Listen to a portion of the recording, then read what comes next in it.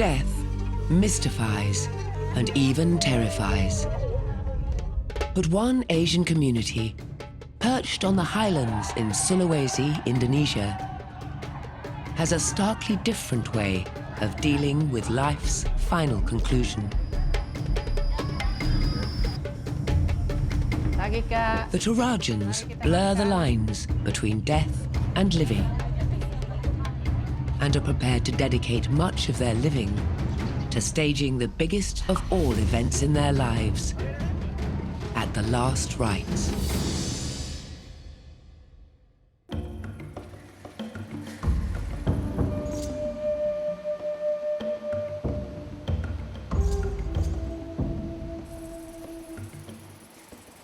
Nestled among the mountains, the Torajans lead a quiet and isolated life. The closest city from here is 300 kilometers away. That isolation helps keep much of their traditional culture and rituals intact, especially their more elaborate ones. This is Damaris, a housewife. For the past 2 years, she's been caring for her sick relatives. Pagi, Kak. Mari kita makan. Makannya Kakak.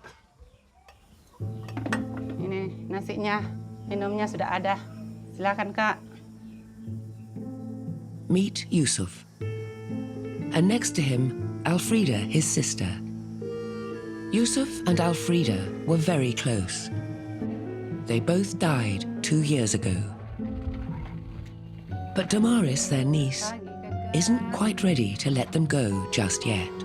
Minta maaf Kakak ya, saya buka kacamatanya dulu.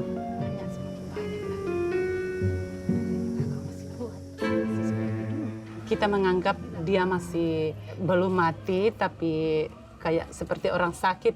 Jadi kita harus rawat, kita memberikan perhatian, memberikan kasih sayang seperti sedia kalau masih hidup itu. Jadi perhatian kita tidak berkurang kepada mereka. Baik. Oke, Kakak tidur ya. Sudah bersih mukanya. Menurut pendapat Toraja, dia bilang masih ada sama kita, hanya kita yang masih hidup tidak melihat, tetapi dia melihat kita dan dia mendoakan kita. Damaris sees her aunt and uncle 3 times a day. She will continue to care for them, carrying on this routine until their joint funeral in a year's time. A 3-year wait to bury their dead is typical for the Torajans. Some even keep their loved ones with them for 10 years. The delay, which is deliberate, has much to do with the town's economy. The population is officially 450,000. But with hardly any jobs beyond the farms, many, maybe even half of all Torajans, live and work outside their hometown. It's made planning a funeral a major logistical undertaking. Ini belum dikubur karena keluarga harus sepakat semua untuk menghadiri karena kerukunan persahabatan itu lebih kuat. Di Toraja itu dijaga betul supaya semua tidak ada yang terpisah.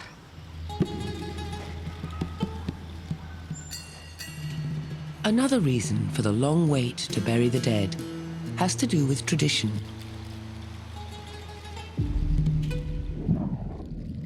Torajans traditionally believed in Alukta, a religion steeped in animism. Many became Christians following the arrival of Dutch missionaries in the 1920s. But the locals still practice some of their ancient rituals, especially those concerning death.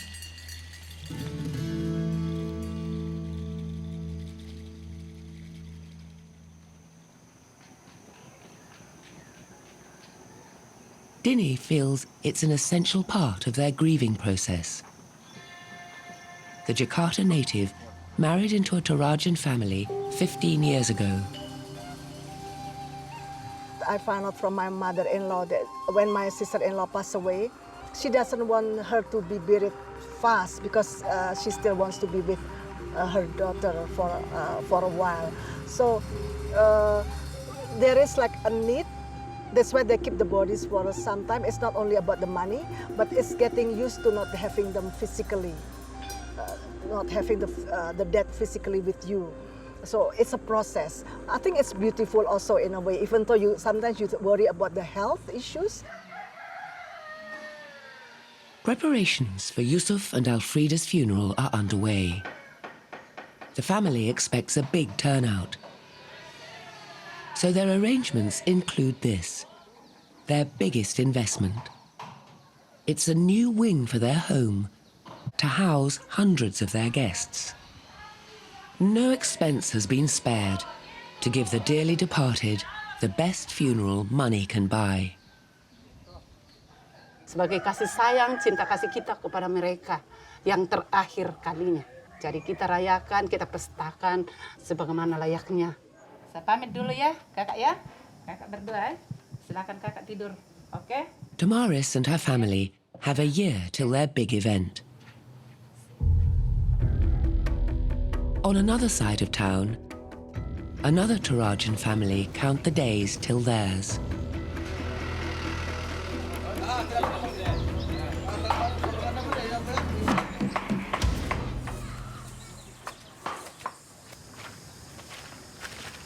Amir Mataba is making final preparations. He's been building huts for the ceremony. Today, he's collecting more bamboo to make a frame to carry his grandmother's coffin.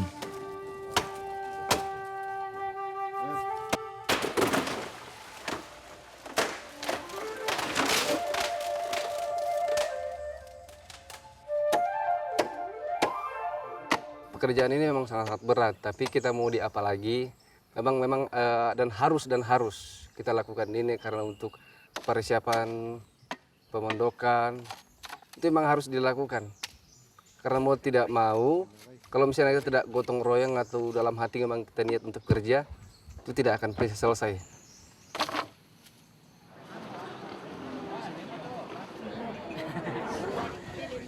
Funerals in Toraja are a family affair. With preparations for this one almost complete, Naomi finally has a moment to reconcile with her loss. Ini jadi nenek bunga pakai baju warna biru, dia cantik sekali nih. Cantik ya. Ukurannya juga persis sama dengan saya. Mama saya selalu ikut dan merawat juga anak saya, merawat cucunya. Kemudian juga pada saat sakit, itu saya yang harus jaga. Kemudian kebutuhannya sebagai seorang perempuan dan juga sebagai seorang ibu. 8 bersaudara itu dia anak yang manis lah gitu ya. Anak yang paling baik, yang mengasihi saudara-saudaranya dan juga disayang sama saudara-saudaranya. Kita lahir dari tanah, kita kembali ke tanah. Dan perasaan nenek bunga tetap sakitnya itu sudah hilang semua. The funeral is for Bunga Kila Alo. She died 3 years ago at age 80. The customary rituals, known as the Rambu Solo, begin today.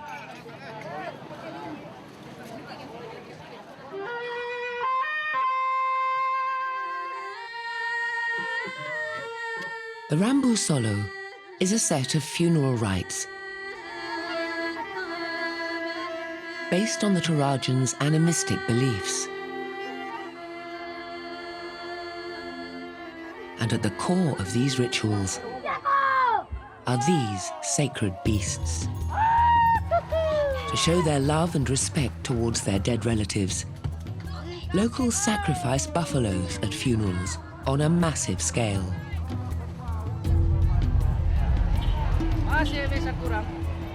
But for many younger Torajans, this practice is costing them dearly.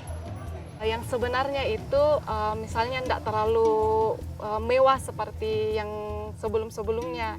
Yang sekarang ini yang berlebihan, yang menurut saya berlebihan, itu kembali ke koridornya yang awal, yang memang tidak terlalu berlebihan untuk adatnya. Pemotongannya itu. Kira-kira Pak, kalau penorannya berapa Pak? Kalau saya ya itu 58. Kita ingin bicarakan seperti itu, tapi pertama-tama itu kita lihat dari keadaan apakah kita mampu atau tidaknya.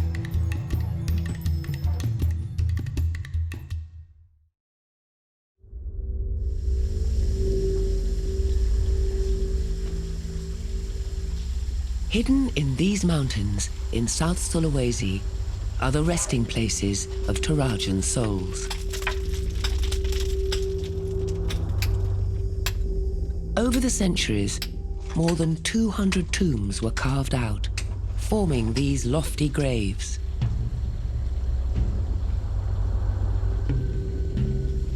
Some tombs are marked by lifelike effigies known as tautau. Viewed as proxies for the dead, they are also spiritual protectors of the living, looking over the loved ones of the deceased. But not everyone gets to have a tautau when they die. They are made exclusively for members of the noble caste and embellished accordingly to reflect their status and wealth.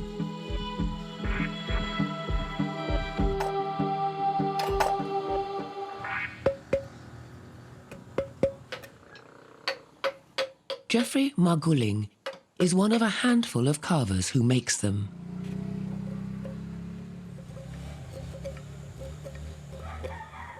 Patung yang begini yang susah wajah karena harus mirip. Biasa tergantung juga dari yang pesan apakah mau cepat pakai, standar lah 20 hari selesai. Sudah selesai itu siap pakai. Today, Darmita has come to visit Jeffrey. She wants a couple of tautaus made for her grand aunt and uncle. Ada berapa model kalau misalnya saya bikin tautau yang biasanya? 2 model. Ada 2 model.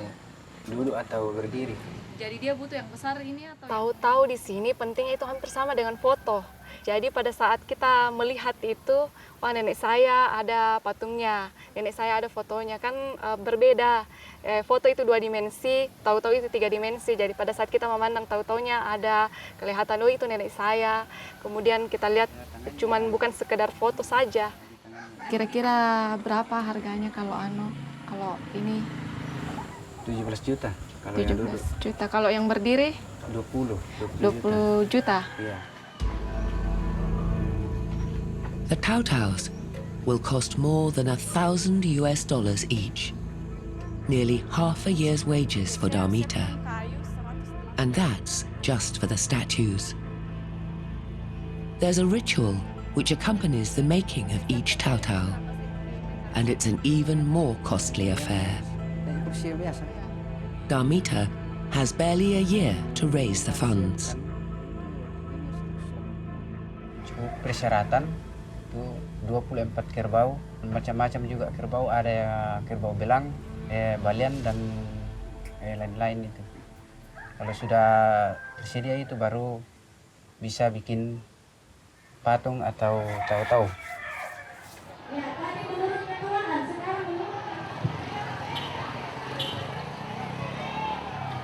Masih bisa kurang dari 34. This is the busiest place in town, and where most of the money in Toraja is exchanged.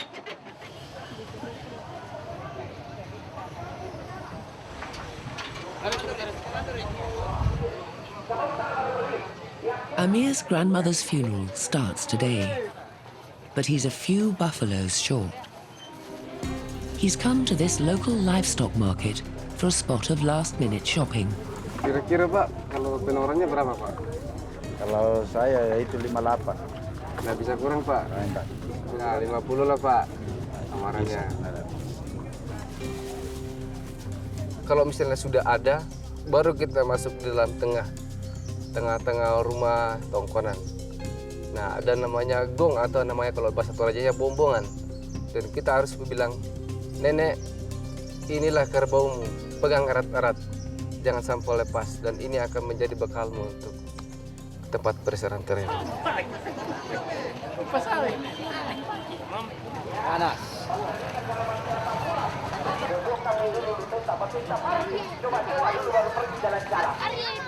Amir, who's from the noble caste, needs a total of 24 of these majestic beasts.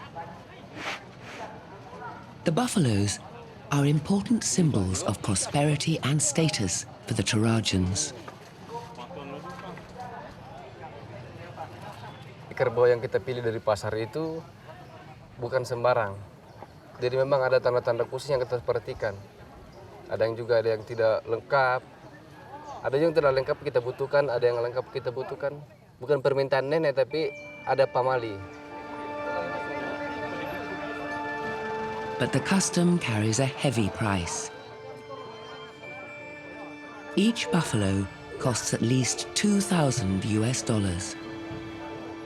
Many are imported from outside the state as suppliers struggle to meet demand.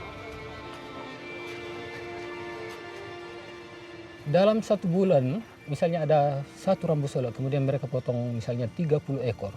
Tapi kerbau yang lahir di Toraja itu mungkin cuma ada 5 ekor. Itu kalau hal itu terus terjadi, suatu saat nanti Toraja akan kehabisan kerbau. Ya.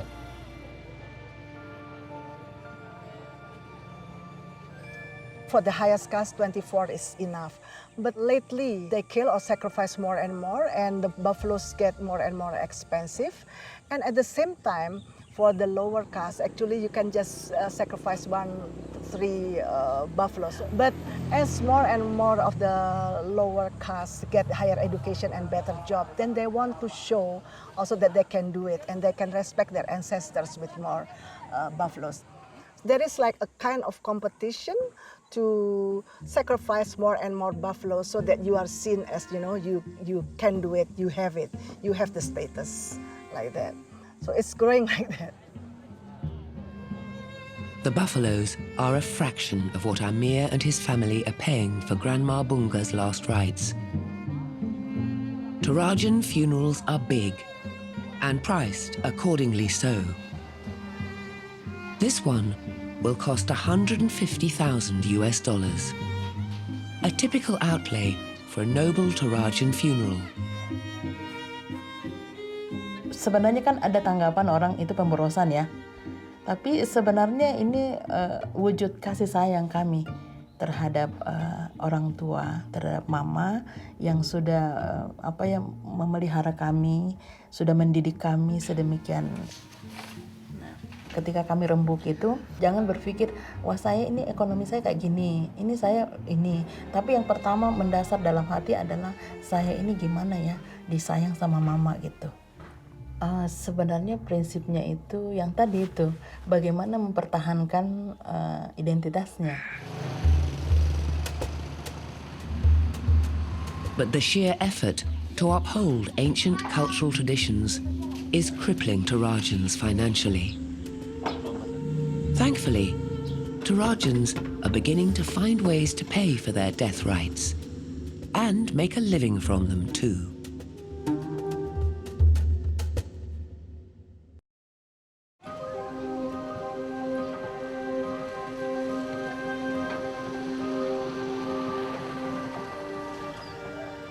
Death, life's only certainty, is embraced throughout a Torajan's lifetime.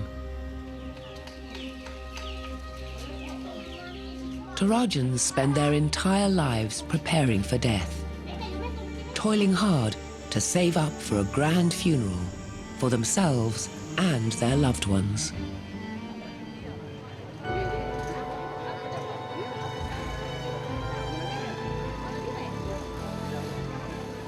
Bunga, who died 3 years ago, is now watching over her family as they enter the second day of her funeral ceremony. About 400 guests have come. Instead of flowers or wreaths, guests offer pigs instead.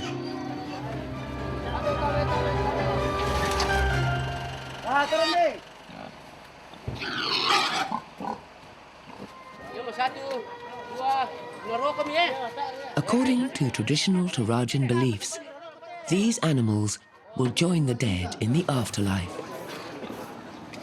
Amir, Bunga's grandson, is preparing the sacrifice. A task requiring a steady hand and equally steady nerves. Jadi persiapannya itu harus keberanian dan rasa kasih dan kepada binatang kita harus hilangkan karena memang sudah ajalnya untuk babi untuk dipotong. Tapi dalam bahasa Torajannya bukan dipotong, tapi ditibok atau ditusuk pakai pisau.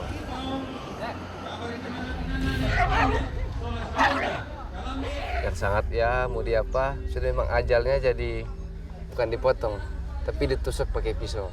Jadi perasaan memang sangat agak takut sedikit, tapi mau diapa memang sudah ajal. Jadi babi lahirkan itu untuk jadi tumbal.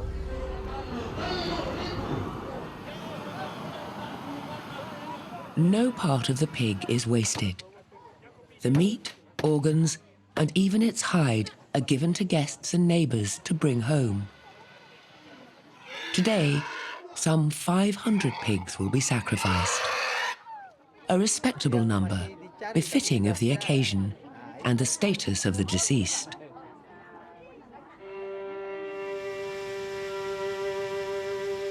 But not all Torajans are wealthy. About a third of the community struggle to make ends meet. Sarjani Lalang lives in the poorer side of town. She's trying to raise enough money to buy a pig for her cousin's Rambu Solo, which is just 3 months away.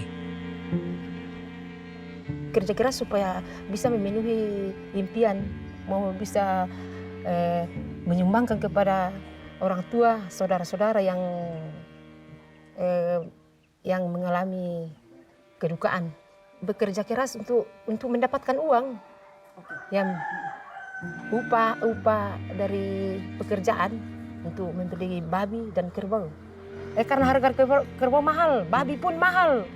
Ya, babi sampai ada yang 10 juta, 20 juta.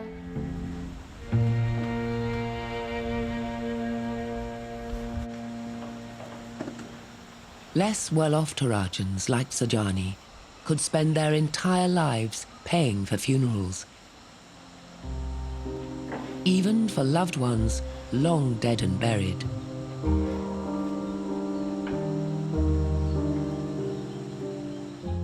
Terpaksa kita lakukan. Kita banyak utang orang Toraja karena itu. Ya, sampai turun-temurun itu utang. Tapi tidak ditagih itu utangnya. Parents here continue to pressure their children to sacrifice animals to honor them. And in recent years, this vicious cycle has raised a serious social problem. Selamat pagi, Ambe. Selamat pagi. Mau ngobrol-ngobrol sama mama-mama. Sedang apa ini kita? It's prompted Dini Yusuf, a women's rights activist from Jakarta, to intervene. During a walk in the woods 10 years ago, Dini discovered a community with a strong tradition of women migrating overseas to become maids and even sex workers, just so that they could afford their parents' funerals. In 2008, when I came back to Toraja with my husband to build a house and to retire actually, I went for a walk and I saw so many Chinese babies in the bamboo forest near our house. And I was wondering how come it's like that. And then they say because the fathers are Chinese. So apparently many Torajanese women went abroad to work as migrant workers and to Malaysia, Singapore and some other countries, and they came back with the babies from the Chinese men over there. Then I started just simply, like putting 2 and 2 together. Kecil tuh, ada yang 500. Ikut KB juga? Ya, KB. Dinny's solution was to set up a social enterprise to empower local women. The outfit, called Torajan Mello, provides them with employment while promoting local textiles. Since 2008, the enterprise has taught over 250 women to weave as well as produce batik. Having learnt the trade, the women can then raise enough to fund their relatives' funerals without having to leave their village. Selamat pagi, Mama. Selamat pagi. Lagi menanam apa ini? Ya, selendang, Bu. Kalau ada yang pasang mirip, kan kalau... It's like a pride if you can attend and bring a pig or a buffalo. So, for example, when we did training for the Torajanese weavers, when we asked them, what is your highest dream? What do you want to achieve in your life? And they say, to be able to bring a pig, at least a pig, to every ceremony that we have to attend. Torajan Mello was essentially established to give a better life for women. So we would dream about breaking the systematic outward migration for Indonesian poor women. Sarjani is one out of hundreds of women who have benefited from Torajan Mello's programs. Ini yang merah ini dari tanah. She trained to be a tour guide and also learnt the basics of running a homestay. With the income, Sarjani easily puts food on her table nowadays. More importantly, she's restored her dignity. Mantap.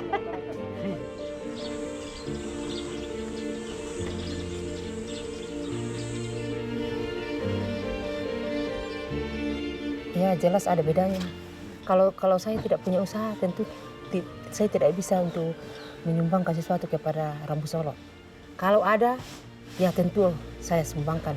Kita bilang saja malu, ada saya punya saudara, sepupu, nenek, tapi tidak ada apa-apa karena saya tidak ada usaha. Nah, tetapi kalau kita ada usaha, tentunya kita akan percaya diri. Tidak mungkin kita mau, ya kayaknya kita merasa minder kalau kita tidak lakukan. Ya. Jadi itu membuat kita semangat kalau kita punya usaha.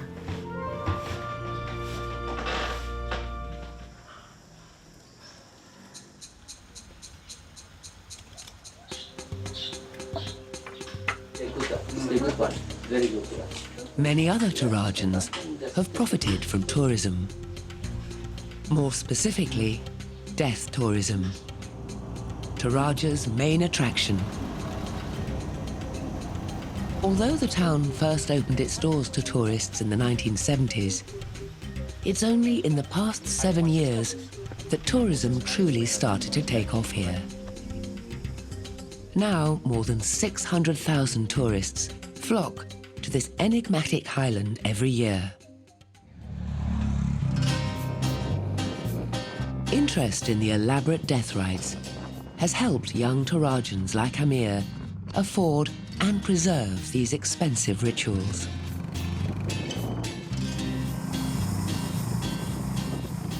Ya, karena harus perlu dilestarikan karena dari mulai ini pendapatan kita untuk membangun Toraja untuk bisa lebih maju lagi. Karena dari para wisata ini kita bisa turut membantu jalan-jalan kampung atau yang lain. One clan, Yeah, so one clan, family? one family. Because in Toraja, you know, we have a family tree, all of the generation. Yeah, you can see this one of. Ya, menurut saya harus memang patut dilestarikan adat tradisi Toraja. Karena kalau tidak dilestarikan mulai dari sekarang, itu kedepannya akan punah.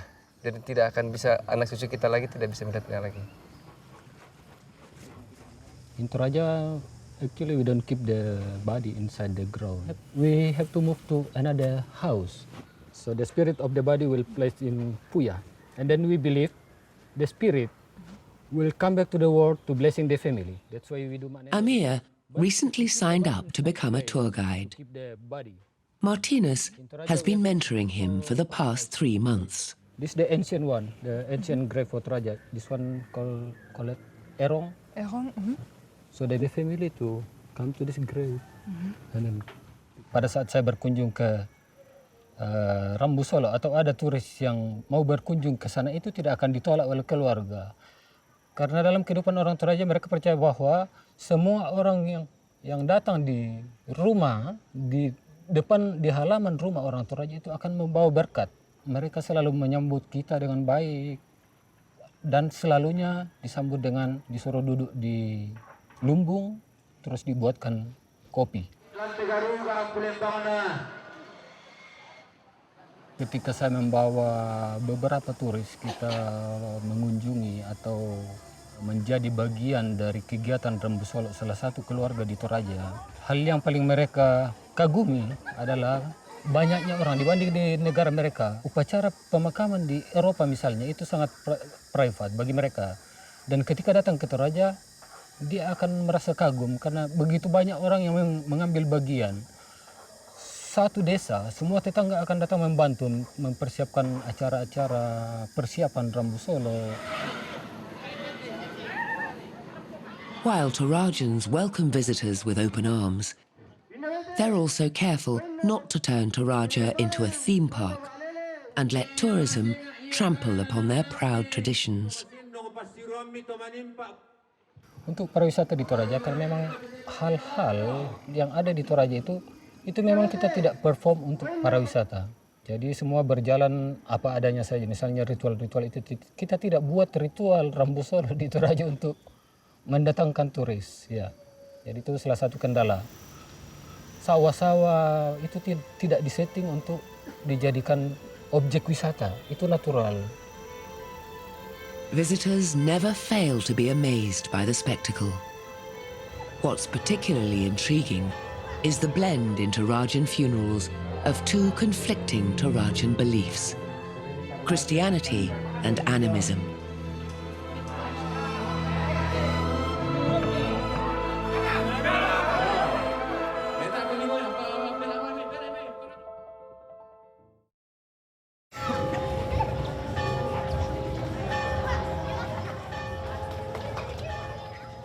In Toraja, this is where most locals spend their Sunday mornings.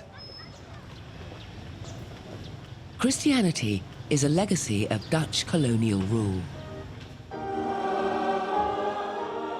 In the 1930s, many Torajans converted to Christianity so the Dutch could protect them against other Sulawesi ethnic groups.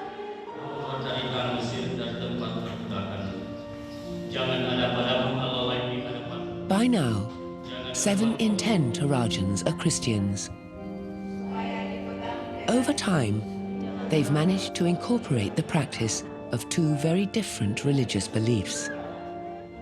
Christianity, which preaches the sacrifice of Christ, and animism, where everything has a spirit. In the day-to-day life, they always say that Christianity is the religion and Alukta is like a ritual. Overall, I see that they do it parallel. You see it in the Rambu Solo ceremony when they have the Christian prayers, and then they will have the Alukta or the what they call adat.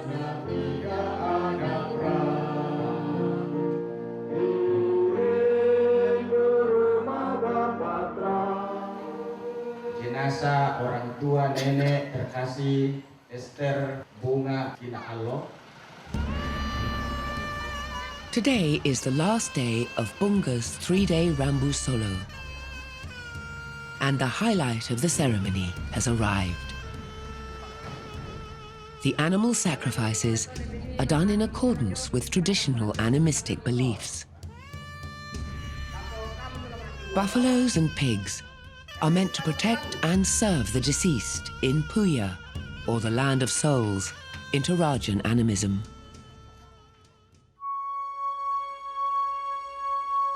While Christian Torajans no longer subscribe to the concept of Puya, this tradition remains sacred in Torajan culture, regardless of religion.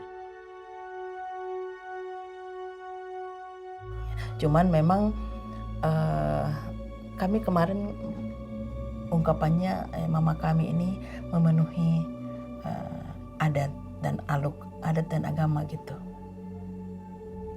Satu kesatuan, tidak bisa dipisah gitu. Jadi seluruh standar aluk agama dan seluruh standar adat kami penuhi keseimbangannya. Nah, jadi ketika itu tidak balance, itu kita tidak jadi kita tidak harmoni lagi.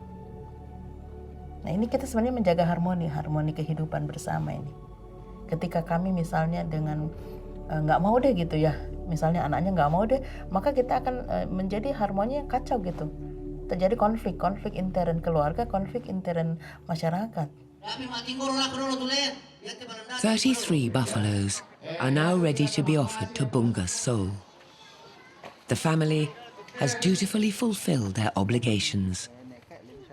Amir bought 24. The rest are gifts from guests, whose names are proudly marked on the buffaloes just before the big ceremony.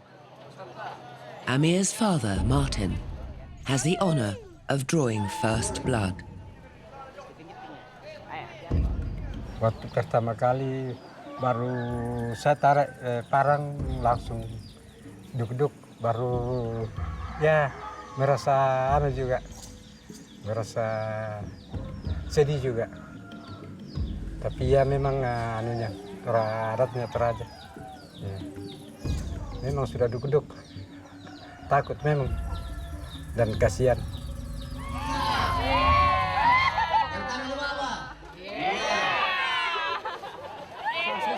For Torajans, this is hardly off-color. Instead, the spectacle brings any Torajan funeral to life.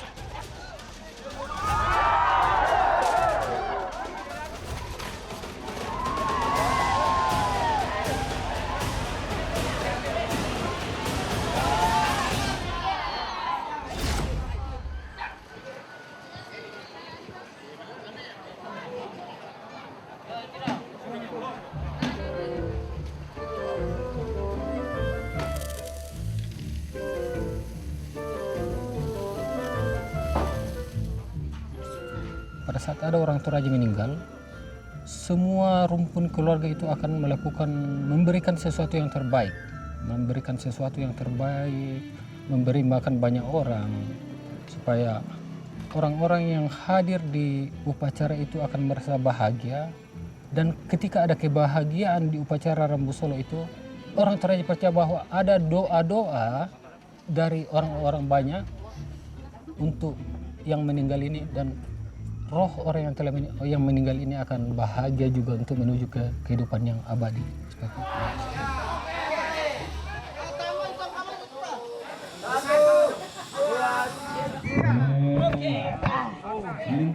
With the sacrifices over, the Christian rituals begin.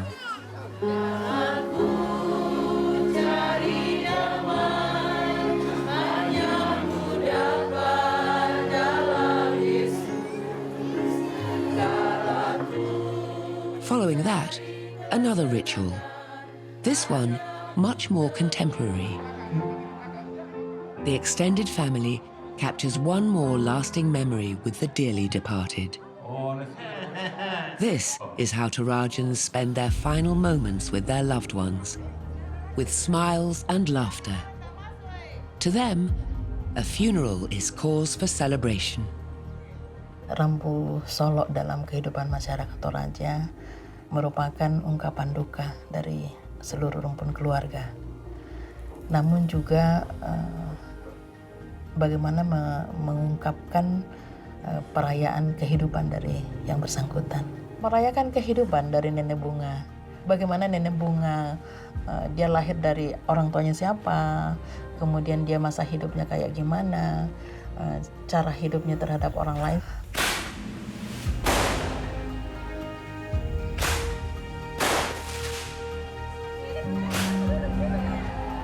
The celebratory mood continues all the way to the burial, as Bunga's sons and grandsons carry her to the family tomb on the bamboo frame which Amir built.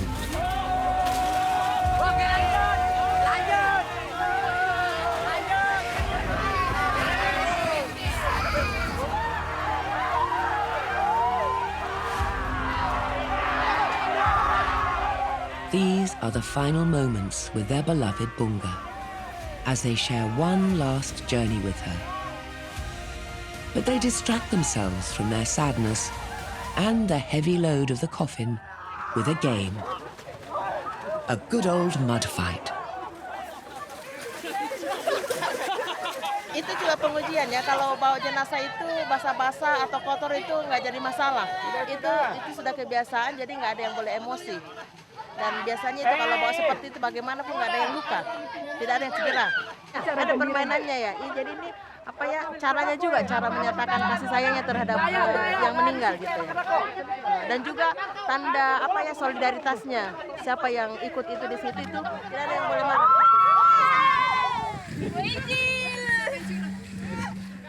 Oke, baik. Fun and laughter continue to lighten the mood.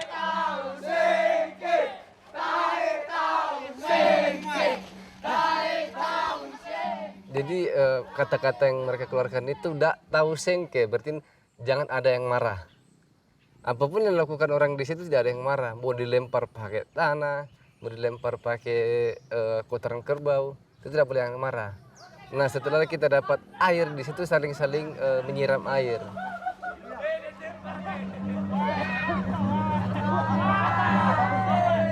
After a 2-kilometer hike, Bunga finally arrives at her final resting place.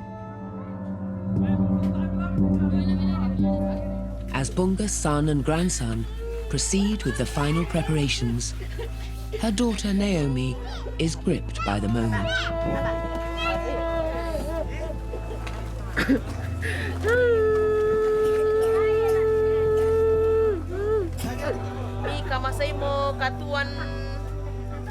It has taken Naomi and her family 3 years to prepare for Bunga's funeral. And its success is important to every Torajan. Saya percaya dengan keikhlasan yang boleh kami lakukan, mempersiapkan, kemudian melakukan seluruh rangkaian kegiatan pemakaman hingga selesai dengan baik, saya percaya Nenek Bunga tenang dan berbahagia. Dan ini akan menjadi teladan, menjadi contoh lagi menjadi juga semangat bagi kekerabatan dalam kehidupan masyarakat bahwa seperti ini lagi. Jadi setiap kegiatan seperti ini itu akan menjadi menjadi contoh lagi untuk kegiatan berikutnya. Few cultures invest so much emotionally, physically, socially, and even spiritually in death rituals as do the Torajans. For them, traditions of death guide and inspire them in their living years, bring families closer together, and reinforce their unique identity. Solo tetap harus dilaksanakan karena ini menyangkut harga diri kita sebagai orang Toraja, apalagi kaum bangsawan. Harga diri saya sebagai kaum bangsawan misalnya ya, harga diri saya sebagai kaum bangsawan ini di mata mereka yang ini, di mata rakyat, bagaimana kalau misalnya saya tidak menyelenggarakan Rambu Solo ini. Harapan saya nanti semoga nantinya anak cucu saya bisa melestarikan tradisi budaya Toraja ini dengan Rambu Solo. Dan semoga dari Rambu Solo ini bisa terkenal ke luar negeri atau mancanegara. Itu saya pikir tetap akan ada, selama masih ada masyarakat Toraja, itu Rambu Solo tetap ada.